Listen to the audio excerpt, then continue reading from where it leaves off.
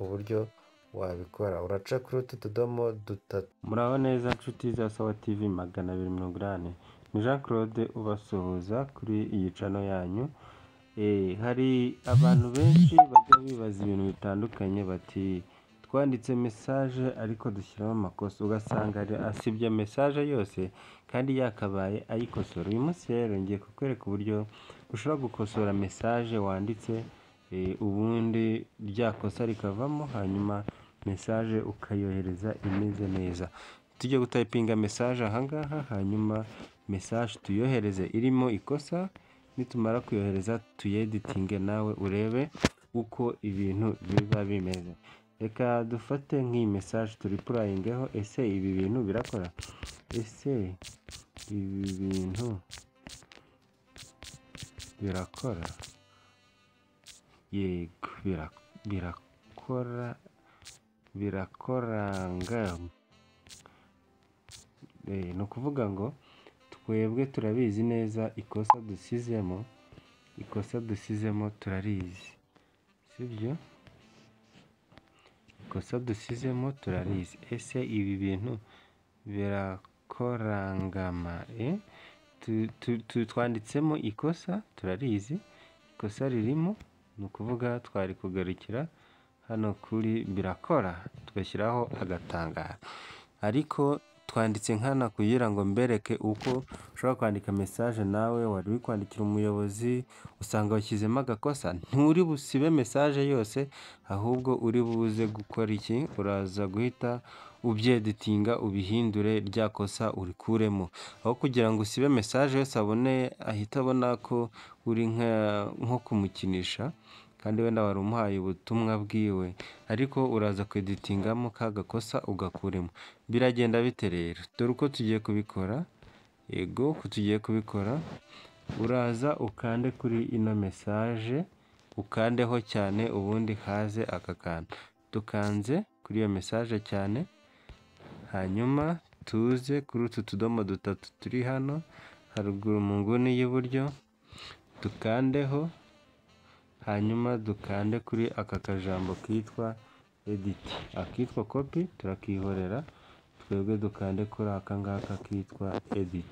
Nitugakandaho, ni ukuvuga ngo ya message iragaruka imeze nkaho turi kuyitayipinga, hanyuma dukosore bya bindi dushaka. Ibi bintu byose dushatse twanabikuramo tukarekera aho ibi, yes, tukashyiramo ikindi kibazo. Ese ibi bintu birakora? Urabona bya bindi nari nanditsemo byavuyemo, harimo ibindi. Nurangiza uhite ukanda kuri aka kavi, message yawe iraba ikosotse, noneho yongere igereyo ari nshyashya, bantu bayibona. Urabona yuko irimo irarodinga nyine kugira ngo igere kubo igenewe imeze neza. Urabona hano irimo irarodinga, mu kanya nyine nibigenda neza, network zigenze neza, irahita igerayo ikosoye. Ibi ngibi ariko ugomba kubikora mu gihe kitarenze, ntabwo ndamenya neza iminota utagomba kurenza, ariko akenshi minimum ushobora kuba ari nka 30.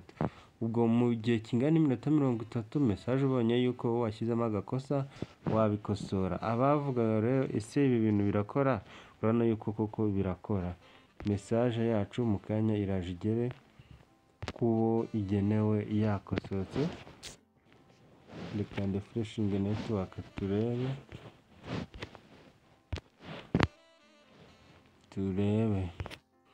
turebe ko ibageraho. Mu kanya irahita ivivura. Urabona tayari imaze kugenda ikosoye. Yes, abari bafite ikibazo nk'iki rero murabona yuko igisubizo cyabonetse. Message zanyu aho kugira ngo uyisibe uzajye uyikosora.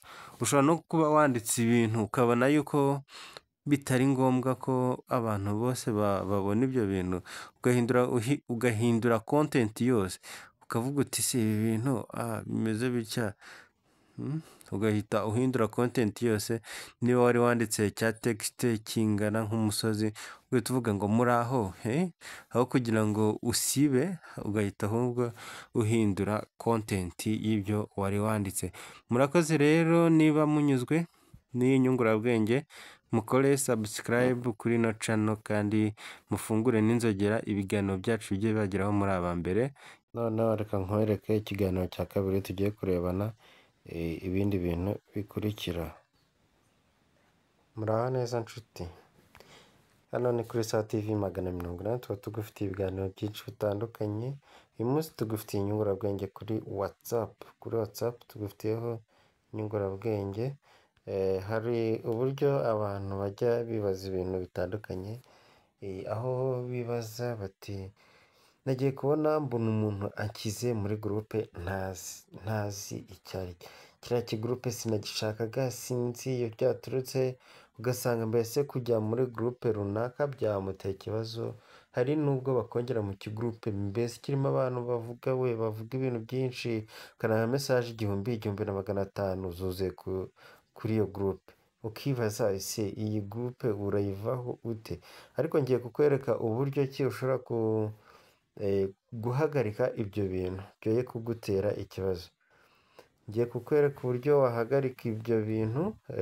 Uyu munsi urarangiza iyi video nawe wamaje kumenya uburyo wabikora. Uraca kuri utu tudomo dutatu turi hano iburyo mu nguni y'iburyo, hanyuma udukandeho. Numara kudukandaho uze hano handitse ahangaha handitse setting. Hano handitse setting ukandeho, haraza guhita hatuzanira ibintu bimeze gutya. Hari akangaka kitwa account security notification, change number, aka kitwa privacy, block contact, ibi ngibi. Noneho wowe uze wikirikire kuri aka ngaka ariko winjiriraho, kakandeho. Noneho nyereza agatoki uzamura, hanyuma uze uhitemo kano kitwa akangaka kitwa groups my contact. Noneho ugakandeho. Urabona ngewe akavivuye ni everyone my contact add, ariko title ivuga iki? Title iravuga ngo who can add me to groups, ninde wanyongera mu magroup. Wowe uraza muri turiya twose uze ukirike kuri aka kanyuma, uze wikirikire kuri aka kanyuma cyangwa se ukirike kuri aka. Impamvu ngiye nahisemo kano ko hagati nuko na hano umuntu wanyongera muri group ni umuntu nsanzwe mfitiye contact ziwe. Umuntu mfitiye contact ziwe niwe ushobora kunyongera muri group. Urumva ni ba bantu nyine nsanzwe mfitiye nimero, nabo bafite nimero zanjye, nibo bashobora kunyongera muri groupe bigakunda. Noneho iyo wakiritse kuri akangaka ka mbere, umuntu wese ubonetse wese yakongera muri groupe. Icyiza cyaka ko hagati ka kabiri nuko abo ufitiye nimero aribo bashobora kugushyira muri groupe, kandi uwo muntu ashobora kugushyira muri groupe yabigusabye. Yes, akangaka rero ariko nawe uhitamo niko keza kurusha akambere. Aka ka kabiri ko kagusaba guhitamo mbese akangaka karakubwira my contact except, tuvuge ugahisemo, karakuzanira abantu ushobora gutikingaho. Abo bantu bakaba babujijwe kuba bagushyira muri groupe.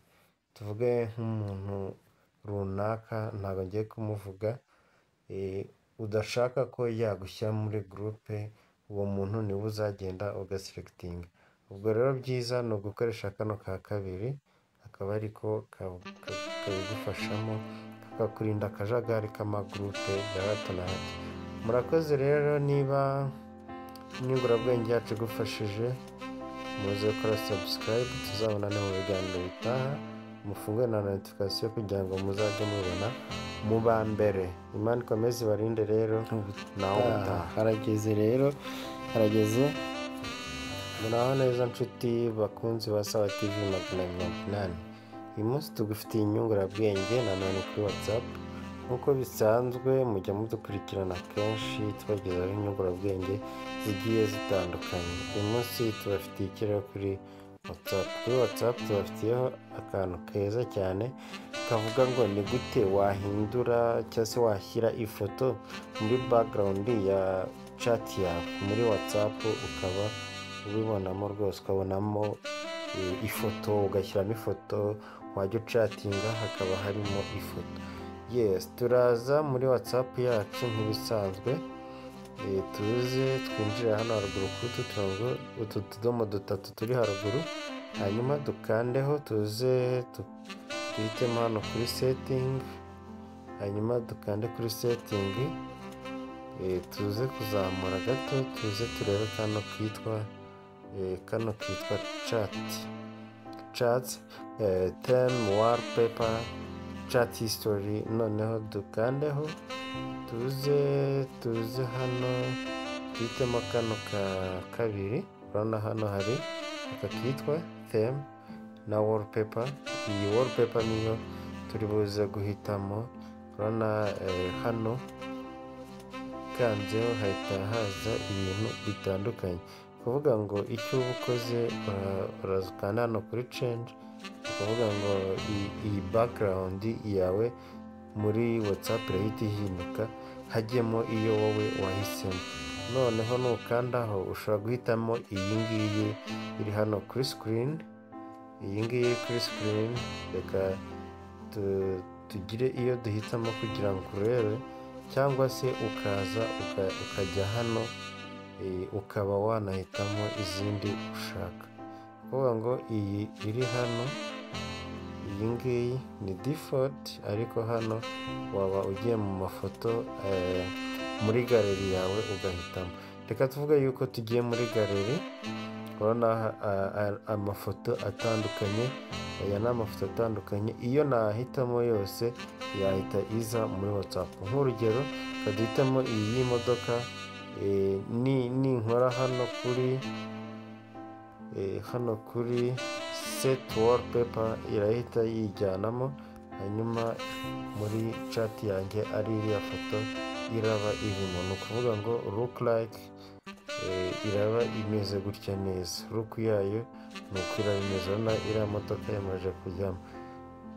Mu gihe nanditse message iriya modoka iraba igaragara nyine muri WhatsApp yanjye. Reka tuze wenda muri chat imwe runaka urebe ukuntu bimeze. Urabona hano muri WhatsApp irimo imodoka iragaragaramo pe, nzajya manura message iriya modoka irimo igaragara. Yes, mwakoze rero kudukurikira. Niba ari ubwa mbere mugeze ku channel yacu, mwakora subscribe kugira ngo ibiganiro byacu bijye bibageraho.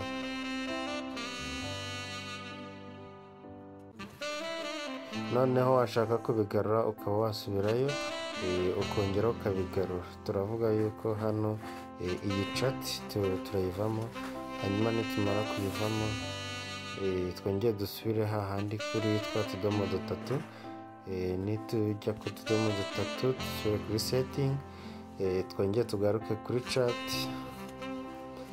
twongeye duhitemo wallpaper.